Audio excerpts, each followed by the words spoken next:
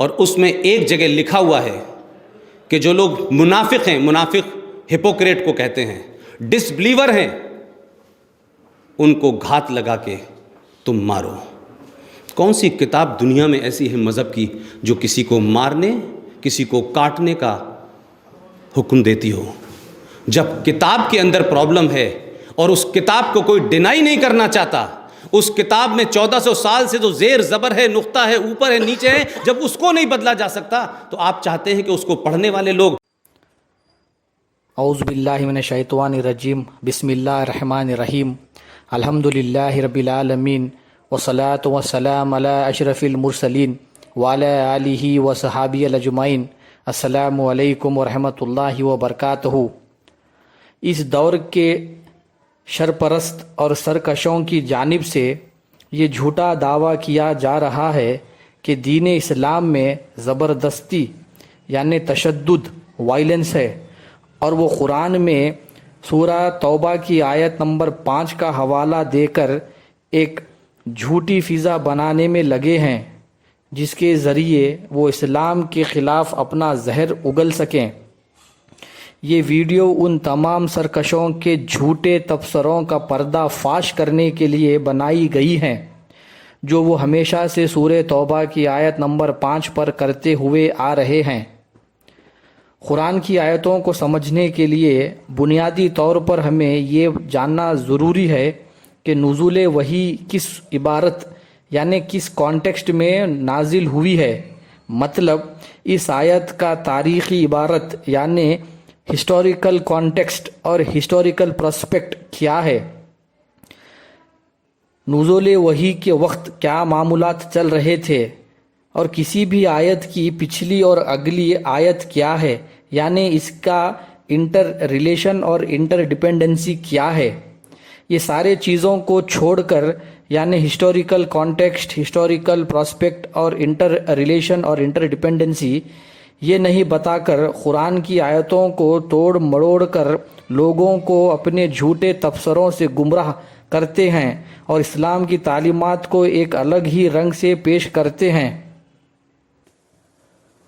سورہ توبہ کی آیت نمبر 5 کا ترجمہ کچھ اس طرح سے ہے: پھر جب حرمت والا مہینہ یعنی رمضان نکل جائے تو مشرکوں کو مارو، قتل کرو جہاں پاؤ، اور انہیں پکڑو اور قید کرو اور ہر جگہ ان کی طاق میں بیٹھو۔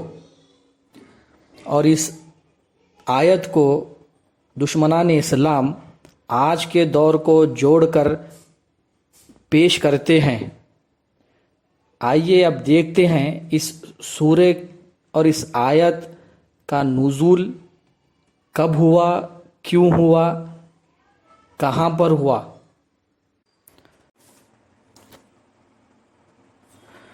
6 ہجری میں 1400 مسلمانوں کے ہمراہ سن 628 عیسوی میں حضور پاک مدینے سے مکے کی طرف عمرے کے ارادے سے روانہ ہوئے۔ عرب کے رواج کے مطابق غیر مسلح افراد چاہے وہ دشمن کیوں نہ ہو کعبے کی زیارت کر سکتے تھے، جس میں رسومات بھی شامل تھیں۔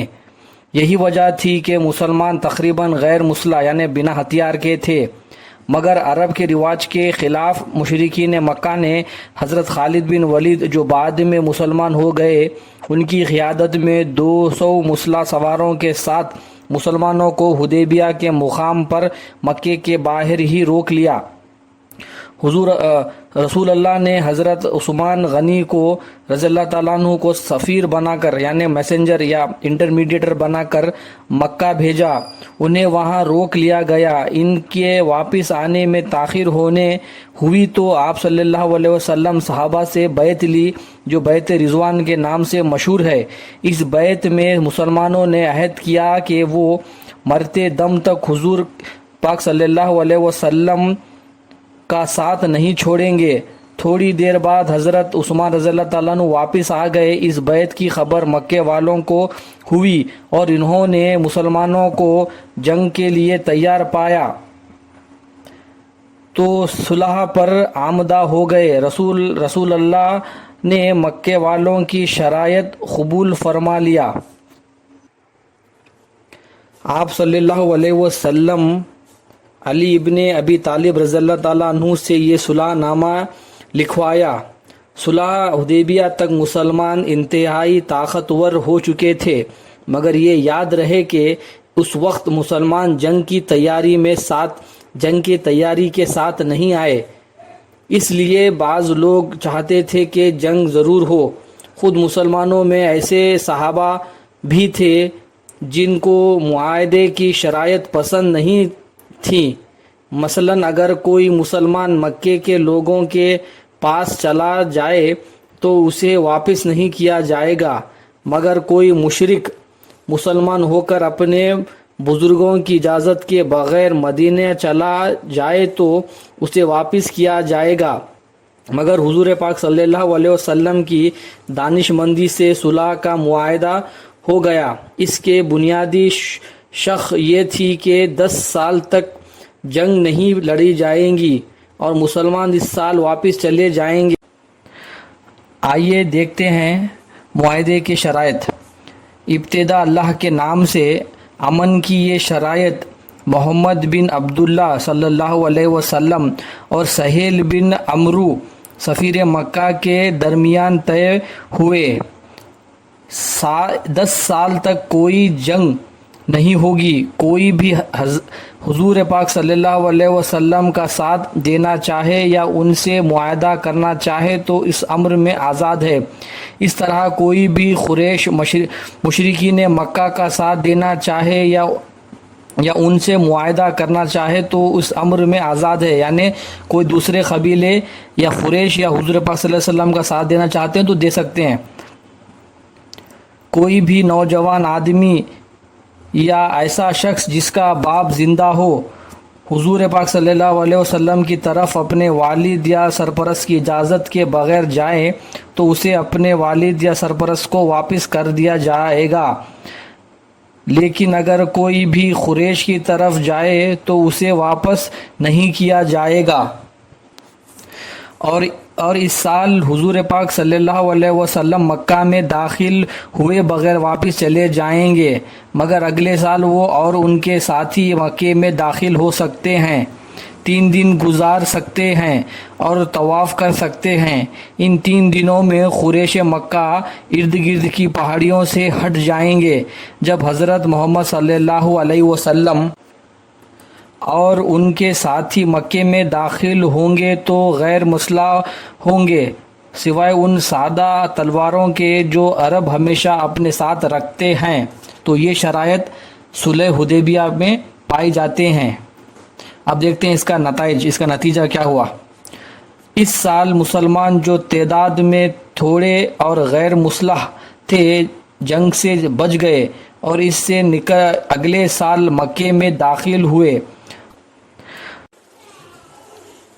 آئیے دیکھتے ہیں صلح حدیبیہ کے 2 سال بعد تاریخی معمولات۔ فتح مکہ، جسے فتح عظیم بھی کہا جاتا ہے، عہد نبوی صلی اللہ علیہ وسلم کا ایک غزوہ ہے جو 20 رمضان سن 8 ہجری بمطابق 10 جنوری سن 630 عیسوی کو پیش آیا۔ اس غزوے کی بدولت مسلمانوں کو شہر مکہ پر فتح نصیب ہوئی اور اس کو اسلامی خلمور میں شامل کر لیا گیا۔ اس غزوے کے سبب قریش مکہ کی جانب سے اس معاہدے کی خلاف ورزی تھی جو ان کے اور مسلمانوں کے درمیان میں ہوا تھا، یعنی قریش مکہ نے اپنے حلیف قبیلہ بنو بکر نے بنو خزیعہ کے خلاف قتل و غارت میں مدد کی تھی، اور چونکہ بنو خزیعہ مسلمانوں کا حلیف قبیلہ تھا، اس لیے اس حملے کو قریش مکہ کی جانب سے اس معاہدے کی خلاف ورزی سمجھا گیا جو مسلمانوں اور قریش کے درمیان میں ہوا تھا۔ یہ معاہدہ صلح حدیبیہ کے نام سے معروف ہے۔ اس معاہدے کے خلاف ورزی کے جواب میں نبی کریم صلی اللہ علیہ وسلم نے ایک عظیم الشان لشکر تیار کیا جو 10,000 مجاہدین پر مشتمل تھا۔ لشکر آگے بڑھتا رہا یہاں تک کہ مکہ پہنچ گیا اور بغیر کسی مزاحمت کے مکہ میں پرامن طریقے سے داخل ہو گیا، سوائے ایک معمولی سی جھڑپ کے جس کے سپہ سالار خالد بن ولید رضی اللہ تعالیٰ عنہ کو اس وقت سامنا ہوا جب قریش کے ایک ٹولی نے اکرمہ بن ابو جہل کی قیادت میں مسلمانوں سے مزاحمت کی۔ یعنی جو صلح حدیبیہ کے جو شرائط طے پائے گئے تھے 2 سال پہلے، قریش کے مشرکین وہ عہد توڑ دیے۔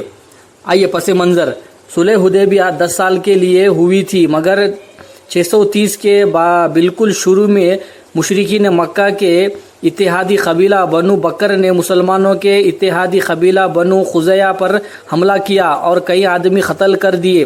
اس دوران مکے کے مشرکین قریش نے چہرے پر نقاب ڈال کر بنو بکر کی مدد بھی کی، مگر یہ بات راز نہ رہ سکی۔ یہ صلح حدیبیہ کا اختتام تھا۔ مسلمان اس وقت تک بہت طاقتور ہو چکے تھے۔ ابو سفیان رضی اللہ تعالیٰ عنہ نے بھانپ لیا تھا کہ اب مسلمانوں اس بات کا بدلہ لیں گے، اس لیے انہوں نے صلح کو جاری رکھنے کی کوشش کے طور پر مدینے کا دورہ کیا۔ ابو سفیان رضی اللہ تعالیٰ عنہ اپنی بیٹی ام حبیبہ کے گھر پہنچے جو اسلام لے آئی تھی۔ بنو خزیعہ نے حضور صلی اللہ علیہ وسلم سے فریاد کی تو انہوں نے مکہ فتح کرنے کا فیصلہ کیا۔ بنو خزیعہ نے اپنے ایک شاعر امرور ابن خزیعہ کو بھیجا تھا جس نے دردناک اشعار پڑھے اور بتایا کہ وہ وطر کے مقام پر رکوع اور سجود میں مشغول تھے، تو قریش نے ان پر حملہ کر دیا اور انہیں قتل عام کیا، اور اس طرح سے مسلمانوں نے مشرکین مکہ کے ساتھ جنگ لڑا اور اللہ کے فضل سے انہیں کامیابی نصیب ہوئی۔ فتح مکہ کے بعد غزوہ حنین ہوئی، اور فتح مکہ اور غزوہ حنین کے دور میں سورہ توبہ کی ابتدائی آیتیں یعنی 1 سے 36 فتح مکہ اور غزوہ حنین کے دور میں نازل ہوئی ہیں، اور انہی آیتوں میں سے آج شرپرستوں نے آیت نمبر 5 کو اپنے لحاظ سے توڑ مڑوڑ کر جھوٹا تبصرہ کرتے ہوئے خرافات اور اشتعال انگیزی کرتے ہیں۔ غزوہ حنین کے وقت 4 قسم کے مشرکین تھے۔ ایک مشرکین مکہ، دوسرے بنو کنانہ کے 2 قبائل بنو دمورہ اور بنو مطلج، اور تیسرے مشرکین جن کے ساتھ کوئی معاہدہ نہیں تھا، کوئی پیس ٹریٹی نہیں تھی، اور چوتھے وہ تھے جن کے ساتھ پیس ٹریٹی تھی مگر کوئی time limit, duration of the peace treaty کوئی ڈیفائن نہیں کی گئی تھی۔ اور اس سورہ کی آیت نمبر 5، پھر جب حرمت والا مہینہ نکل جائے تو مشرکوں کو مارو جہاں پاؤ اور انہیں پکڑو اور قید کرو اور ہر جگہ ان کی طاق میں بیٹھو، یہ مشرکین مکہ کے لیے نازل کی گئی تھی فتح مکہ کے بعد۔ اور اسی آیت پر آج شرپرست ایک الگ ہی حساب سے یہ پیش کرتے ہیں۔ اور دوسرے قسم کے جو مشرکین تھے بنو کنانہ کے 2 قبائل بنو دمورہ اور بنو مطلج، ان کے لیے اسی سورہ کی آیت نمبر 4 نازل کی گئی تھی، جس کا اردو میں ترجمہ کچھ اس طرح سے ہے: البتہ جن مشرکوں کے ساتھ تم نے عہد کیا ہو اور انہیں تمہارا کسی طرح کا قصور نہ کیا ہو اور نہ تمہارے مقابلے میں کسی کی مدد کی ہو، تو جس مدت تک ان کے ساتھ عہد کیا ہو اسے پورا کرو۔ تو یہ آیت نمبر 4 بنو کنانہ کے 2 قبائل کے لیے اتاری گئی تھی، اور تیسرے اور چوتھے قسم کے منافقوں کے لیے، مشرکینوں کے لیے اس سورہ کی آیت نمبر 1 اور آیت نمبر 2 نازل کی گئی تھی۔ یہاں پر میں آیت نمبر 2 کا بیان کر رہا ہوں، آئیے دیکھتے ہیں۔